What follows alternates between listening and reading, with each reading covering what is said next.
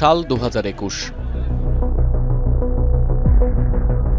আফগানিস্তানের হামিদ কারজাই আন্তর্জাতিক বিমানবন্দর ছেড়ে যাচ্ছে যুক্তরাষ্ট্রের C-17 গ্লোবমাস্টার সামরিক কার্গো বিমান। রানওয়েতে হুমড়ি খেয়ে পড়েছে শত শত আফগান। জীবনের ঝুঁকি নিয়ে বিমানের গায়ে ঝুলে হলেও দেশ ছাড়তে চান তারা। দৃশ্যটি আফগানিস্তানের তালেবান শাসনের পুনরুত্থানের সঙ্গে নিবিড়ভাবে জড়িত।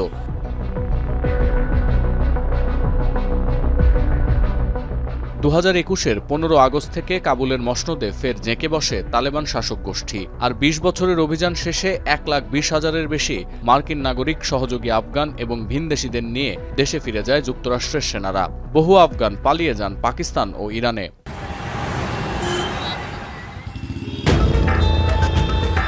সম্প্রতি তালেবানদের ক্ষমতা পুনরুদ্ধারের 5 বছর পূর্ণ হয়েছে। তাই প্রশ্ন ওঠে, ক্ষমতা পুনরুদ্ধারের পর তালেবান শাসনে কতটা বদলেছে আফগানদের জীবন?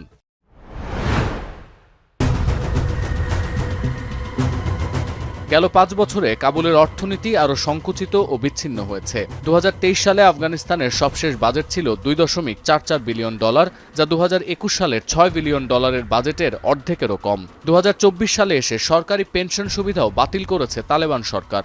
অর্থনৈতিক উৎপাদন বাড়লেও পাকিস্তান ও ইরান থেকে লাখ লাখ আফগান দেশে ফিরে আসায় মিলছে না উন্নয়নের খতিয়ান। দ্রব্যমূল্যের ঊর্ধ্বগতি, সরবরাহ ঘাটতি আর চাহিদা বাড়তে থাকায় 2026 সালের মার্চে আফগানিস্তানে মুদ্রাস্ফীতি বেড়ে দাঁড়ায় 7.6-এ।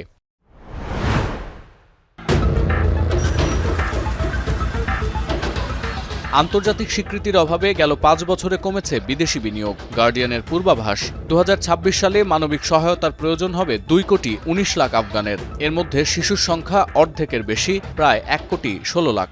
আর এই মুহূর্তে দেশটিতে তীব্র অপুষ্টিতে ভুগছে 5 বছরের কম বয়সী 35 লাখ শিশু। ব্রেকিং নিউজ, এয়ারটেল এখন সার্কেল।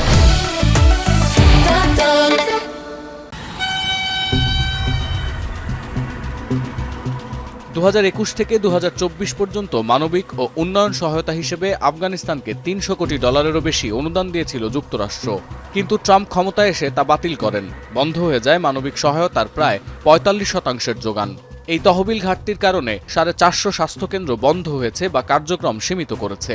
2025 সালে দেশটিতে স্বাস্থ্যসেবা থেকে বঞ্চিতদের হার 23%, যা আগের বছর ছিল 16%।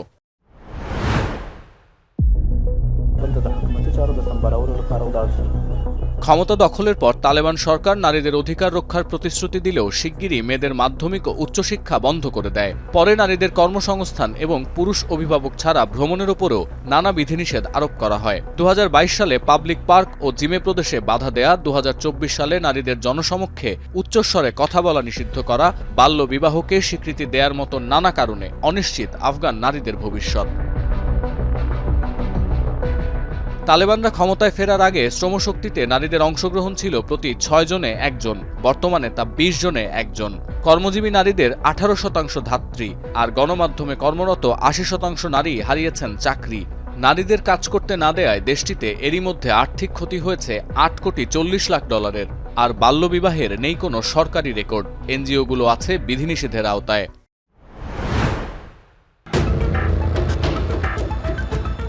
ইরান ও পাকিস্তান অবৈধ অভিবাসীদের দমন করতে শুরু করায় 2023-এর পর প্রায় 60 লাখ আফগান দেশে ফিরেছেন। জাতিসংঘের পূর্বাভাস, চলতি বছরের মে থেকে ডিসেম্বর পর্যন্ত আরও ফিরবেন 27 লাখ। এতে করে কাবুলের আবাসন, চাকরি, স্বাস্থ্যসেবা এবং শিক্ষা ব্যবস্থার উপর চাপ আরও বাড়বে। Russian Foreign Minister Sergei Lavrov said that পাকিস্তানের সঙ্গে সীমান্ত উত্তেজনা ও সম্পর্কের অবনতি হলেও তালেবানকে স্বীকৃতি দিয়েছে রাশিয়া। তালেবান নিযুক্ত রাষ্ট্রদূতদের গ্রহণ করেছে চীন ও আরব আমিরাত। সম্পর্ক গভীর হচ্ছে নয়াদিল্লির সঙ্গেও। ব্রাসেলসে ইউরোপীয় ইউনিয়নের প্রতিনিধিদের সাথে অভিবাসন নিয়ে আলোচনাও করতে গেছেন তালেবান নেতারা। এই সবকিছু ইঙ্গিত করে বৈশ্বিক শাসন কাঠামো থেকে বের হয়ে দেশ চালানো কঠিন। তাই আন্তর্জাতিক অঙ্গনের স্বীকৃতি আপাতত ভাবাচ্ছে তালেবানদের। এই সমস্যার সমাধান হলে অর্থনৈতিকভাবে ঘুরে দাঁড়ানোর সুযোগ পাবে আফগানিস্তান। সতীর্থ কর্মকার, এখন বিশ্ব।